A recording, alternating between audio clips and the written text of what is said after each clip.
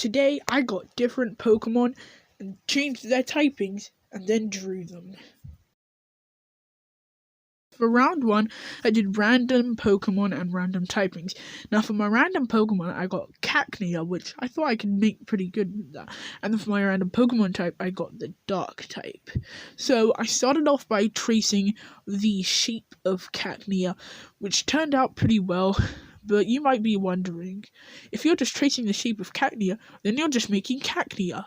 No, I am not. I'm going to add dark-like details, starting with, instead of circles for the mouth, making it triangles, just to give it a bit more of a vicious look, and making its eyes look more sharp, just to give it that dark-type vibe. And for the little prickles, I decided to make them like the shape of horns, and for the little patch in the middle, I gave it devil horns and just kept the other patches the same. And I did the exact same with the horns here with the pricks and just put the top patch as the same. Then I started colouring in. My main priority was to make dark colours like black, dark grey and grey, which is exactly what I did. For the mouth and the eyes, I made the colour scheme the same and made it black.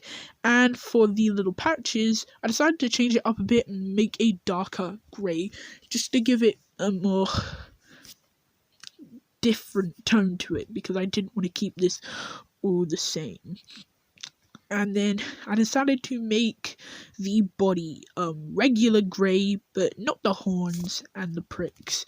I decided to keep those white, as it gave it more of a dark vibe, despite making it look more ghostly with the black eyes. I was planning on changing it, but I wasn't sure if it would look better this way, so I just decided to keep it this way. And then when I was done colouring, I started to make some line art, which we're not really going to go over. It's basically just making the drawing look more sharp without the sketch, because with the sketch, it just makes it look like scribbles, and there are some lines in between others just for proportions, in case I wanted to make a pose. And I'll show you all the finished results at the end of the video, with some of them having a few poses. The line art wasn't that much of a struggle though. The only real challenge with this was because the thickness was way too much on the pen, so I had to tone it down a bit, which is why some parts may look different than others. And then here was my most absolute favourite part. I started by changing the layers just to see if I'd left anything out without the sketch, and turns out where the sketches were, I had left a few places of colour out. Although I was able to get those done and move on to the best part, the shading. By shading the little pricks, instead of making them just pure white, I decided to give them a little bit of a horny tone to them, as well as the skin, which didn't really change much, although it made it look more of a realistic drawing. I did accidentally flip the canvas there, which is why the screen was white, but anyways, there was my Cacnea done. Alright, so for round 2, I decided to ask a good friend of mine, the Shadow Dragon, to give me a Pokemon and a type. And at first he said Charizard is a dragon type, and I said I just gave him this, and then I was like, do something else, and then he's like, Umbreon as a steel type, and I was like, okay, that's pretty cool, so let's do it. Now keep in mind that this whole drawing took about 50 minutes, or possibly over, possibly like an hour, because some of the footage was actually cut out. So I'll show the final result. But similar to the Cacnea, I started drawing out Umbreon's proportions, and I already made a huge mistake. Apparently, I had drawn the sketch in the wrong layer, so it took me like 5 minutes to get all of them into a different layer and start the drawings all over again.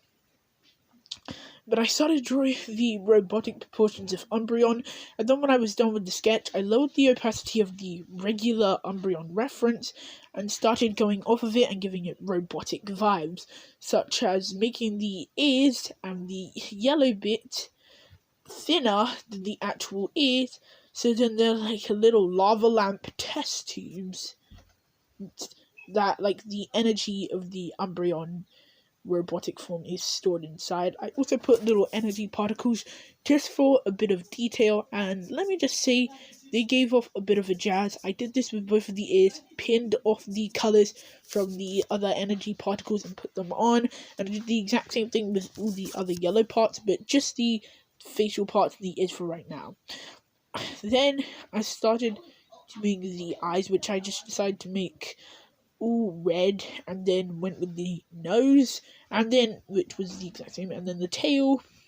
Once again, I did the exact same thing I did with the other ears, made the colours, but this time I made a size variety, so one of the particles might be bigger than another. Then I started getting to the big parts. I decided to keep some of the sketches the same. I decided to put some of the sketches in because it made it look more robotic. Because, like, you can't just have a regular Umbreon with, like, glowing eyes and glowing rings and stuff.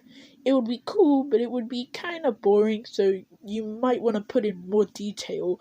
And if you're sketching out and you're doing, like, a robotic Pokemon design, if you do the sketches, I plan on leaving those in.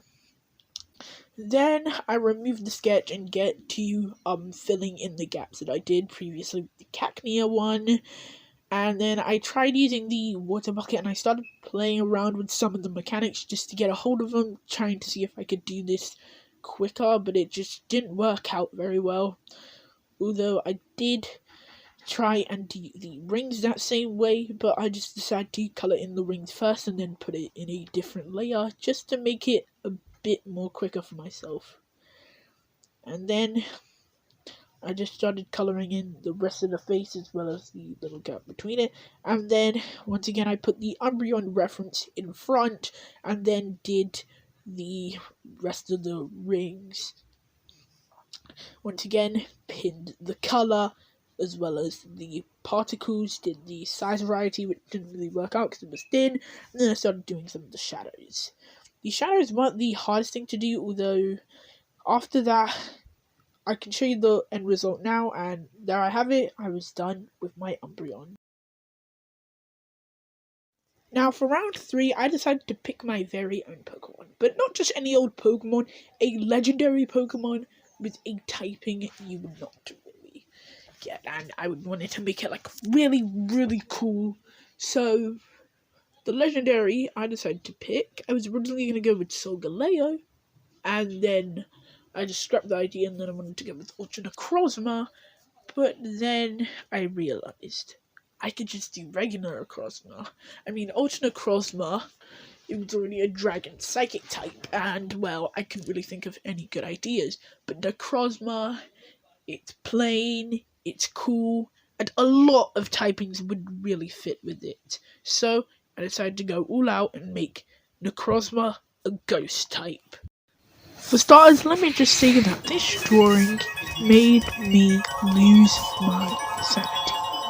It took me about 1 hour, 26 minutes, and around 26 seconds to finish this drawing. Mainly because I had made a lot of, well, few mistakes. Literally. The end result of this drawing is magnificent. As you can see here, I'm already starting to do the details, and I'm trying to find the right shape. Now, I spent like the 10 whole minutes trying to find the right shape of purple to put here, only for it to just look the exact same. Next up, I started adding a bit more like fiery and ghost detail. It's not a ghost fire type, just a pure ghost type, but similar to like Haunter, you can see all those spiky bits that make it seem more menacing. And this is the part where I really start like playing around with the little sketchbook mechanics, trying to find a good shade to put in. as well as colouring a lot of things in black. Now the opacity of the original Necrozma drawing, as you can see, I pinned the little opacity of the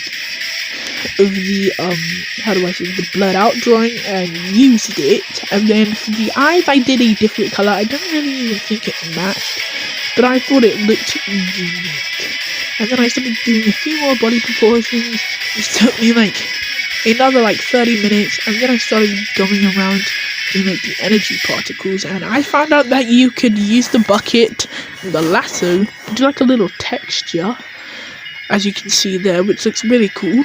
Then I started doing a bit more line art before moving on to doing some more detail. I decided to cut off one of the arms before putting on the energy to make it look a bit cooler, and also added a bit of black to the energy while also making it grey. And then I pinned the colour of the low opacity original Necrozma reference drawing and used it to colour it in.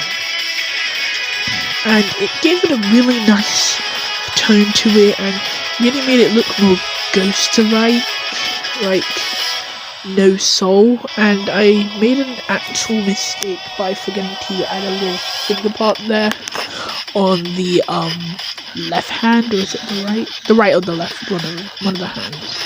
And then I started adding in the shadows, which I thought looked pretty neat. But after the shadows were there, my Necrozma was officially done, and it looks amazing. And well, there you have it. I type swapped Pokemon, and I found it pretty fun. If you want a part 2, comment down below. But anyways guys, that's going to be it for today's video. If you enjoyed it, make sure you leave a like, share this video with your friends, and subscribe. Don't forget to hit the notification bell so you never miss a single video that I upload ever again. And I will see you next time.